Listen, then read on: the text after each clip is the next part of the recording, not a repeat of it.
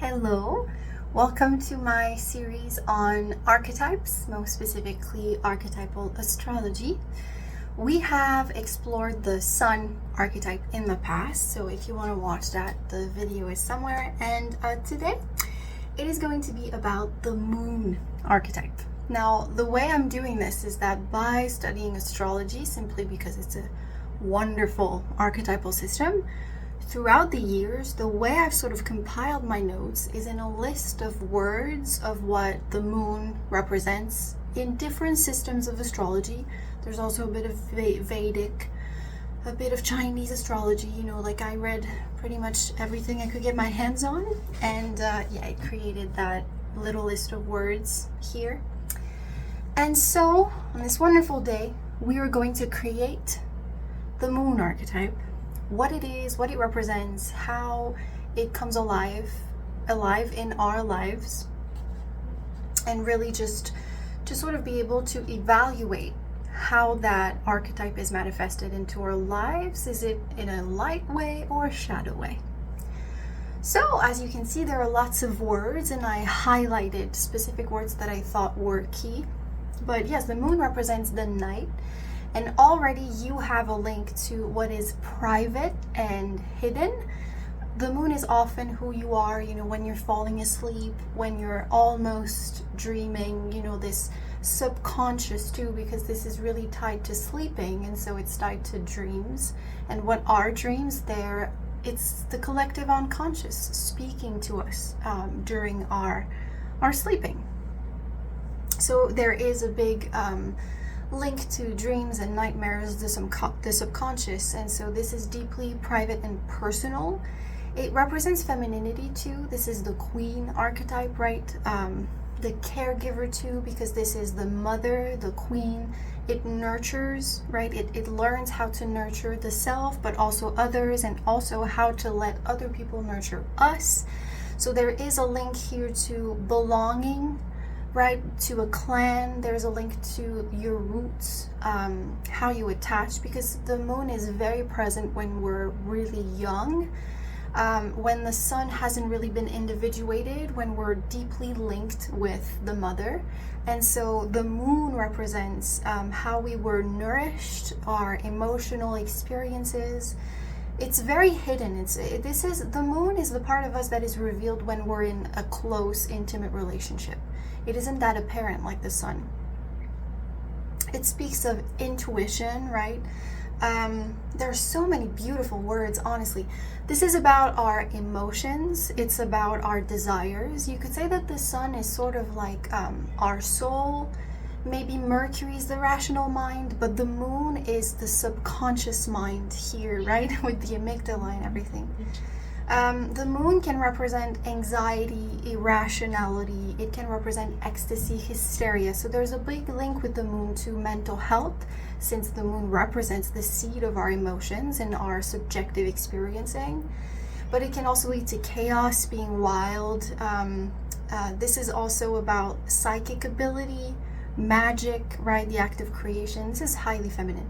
And it's about our past. As I said, it is who we are when we're really, really young, and also when we're about to fall asleep, you could say. So it's about our conditioning, the habits we've learned, the beliefs we hold, the emotional beliefs we hold about our value, the value of other people, attachment styles. This is very moon-centric. So this is a list of words. If you see the list of words, you can sort of have an image or a feel of this archetype. So the name could be sort of the Lunar Oracle. It's an archetype of deep knowing, sacred emotion, and mystical becoming. So it's becoming a mystic, a priestess, right? An intuitive person. The essence of the archetype, well, the Lunar Oracle is the guardian of the inner realms, right? Everything that's subjective, the emotions, the subjectivity, and everything else I sort of named earlier. It's the subconscious, the emotional body, and also the ancestral lines. It's highly linked to the mother and what is passed on from generation to generation. The Lunar Oracle is the mirror of truth, not because she reflects reality, but because she reveals its hidden, shifting shape. She thrives in cycles and flows and moods and dreams. So she's often like mystery incarnate.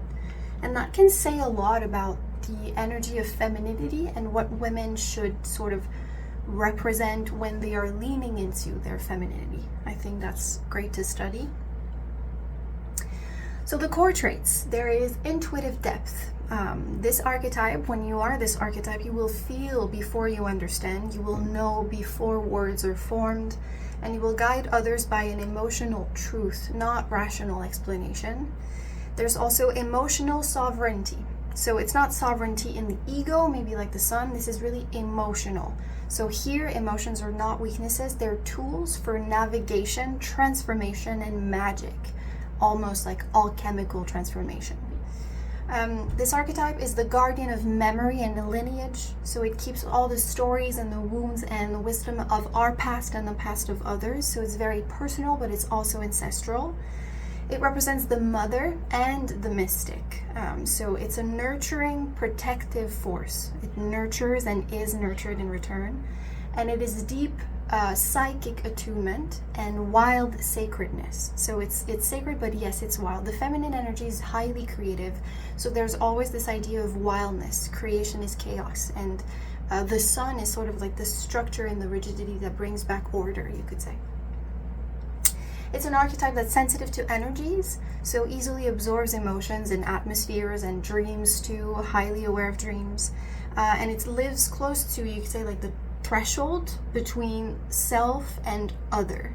So there is always a tie to someone else. This is attachment, right? Clan. Also, seer of the unseen. It speaks in dreams, symbols, nightmares, instinctive hunches. That's all part of the native language of the Moon archetype. It's also a shapeshifter. So the Moon archetype, the Lunar Oracle, you can see changes with her cycles. Her power is in flux, in shifting moods and phases. So this is really natural, very in sync with nature, the changing of the seasons, the rising and lowering of the water. I don't remember the name of that, but you know when the water rises and goes away? That too.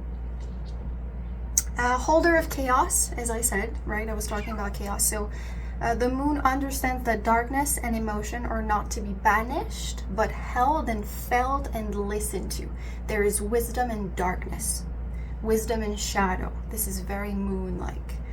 And the moon archetype, when it is present, craves safety and belonging. So it moves in rhythm, but with need for attachment and roots to anchor the anxiety that can come from all this emotional nature. So it needs of herself and of those she loves, and she builds a home, even if only in a soul or a memory. So it's not necessarily physical. This isn't the physical home, which might be more like a tourist thing, you could say, or this isn't really about that. This is more about the emotional home, the people you're attached to and the relationship you hold with yourself and your emotions. But when this archetype is either very, very strong and unbalanced, right, or extremely weak, there are shadow traits that may arise, just like with any other archetype. So there can be an over-identification with emotion and the subjectivity within ourselves. The person can be consumed by their moods and unable to separate the self from the feeling. The analytical detachment needed sometimes to make sense of our emotional nature might not be there. There can be manipulation through need with this archetype, using dependency and guilt or even withdrawal to control connection and the emotions of others. There can be emotional chaos, right? I talked about hysteria and everything, so it may be reactive and volatile and overwhelmed by subconscious material. So the subconscious nature may be too present and sort of untamed.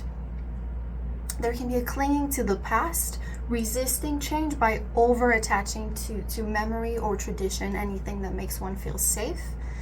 There can also be a conditioned identity, so the person that has this unhealthy archetype of the moon can become what others need her to be, losing her own shape, her own identity in order to stay connected and attached. And there can be a fear of exposure. The moon is private and it is the night, and so this person can hide behind a veil. It can avoid being seen for who she truly is or he truly is. So that's really the shadow archetype of the moon, and I think it can show the positive aspects and the negative aspects of this wonderful feminine archetype. Now we'll go to the symbols and motifs. You know, this is what the images that represent the moon, and you can call upon these symbols if you want to invoke this archetype within you or within your life. But evidently the moon, especially phases of the moon, right? As I said, this is cyclic and it changes in nature. It's about rhythm, so the phases of the moon are important. Water, silver, wombs, right? Because it's about nurturing, becoming a mother. Shells, mirrors, veils, cats. I like that a lot. The ocean is very moon-like. Blood is moon-like too. This is how we transmit, nurture, give life. The night sky, dreams, caves, cradles, right? The safety of like being cradled. Candles, smoke, and spiral patterns. This is very representative of the moon. And there are mythic parallels. So I've talked about, you know, in Jung's archetype, this can be the anima. This can be the caregiver in Carol S. Pearson's archetypes too. But it's also very mystical, very priestess-like the high priestess in the tarot.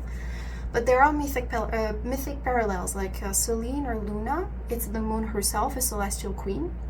There's also Hecate, the goddess of the crossroads, magic, and the moon, the witch at the threshold. This is often the goddess that lots of modern pagans or witches really love. There's the high priestess in the tarot, as I said, guardian of hidden knowledge and emotional truth. The meter and Persephone, because this is the dance of grief, motherhood, so this attachment, this family attachment, death and rebirth, the cyclic nature of life. And there is Inanna's descent. Inanna is an older goddess, and she represented also, like Persephone, the descent into the underworld to confront shadow and emerge transformed. So here you can see the themes of the chaos of emotional life, seeing wisdom in the shadows, and alchemical transformation that can come from the moon archetype. And so, when you are this archetype, you're simply deeply attuned. The word attuned, right? There is a sensitivity to your perception, to your nervous system, to your nature. So you're attuned to energy of other people, of yourself, of the world, emotion, memory, and everything that's unseen, right? The night, darkness. And you may feel raw, like you have no skin, magical in the sense that you go deeper and you can transform things and you're alchemical in nature, but also deeply human. Right, because you have such a sensitive, subconscious, subjective, emotional nature. You seek truth in shadow and safety in connection and belonging in mystery. And you're not here to shine outward like the sun archetype. You're here to feel, to guide others, to protect and weave inner worlds into sacred form. So if ever you want to call upon this archetype, and we're going to end this here. If you want to call upon the lunar archetype, this is the mantra. So, I feel the truth beneath the surface. I soften, I listen, I become. My feelings are sacred. My magic is quiet. I am the moon, wild, wise, and whole. So, there you go. That was the moon archetype. I hope it was clear. I hope you enjoyed it. And next moon archetype, next astrological archetype is going to be Mercury. But before that, evidently, I have other series. So I'll continue. You know, I'm doing the NE archetype, extroverted intuition archetype next week. And after that, I am doing another neurodivergent video about mental hyperactivity and obsession. So thank you for watching. I hope you have a great day and see you very soon. Bye.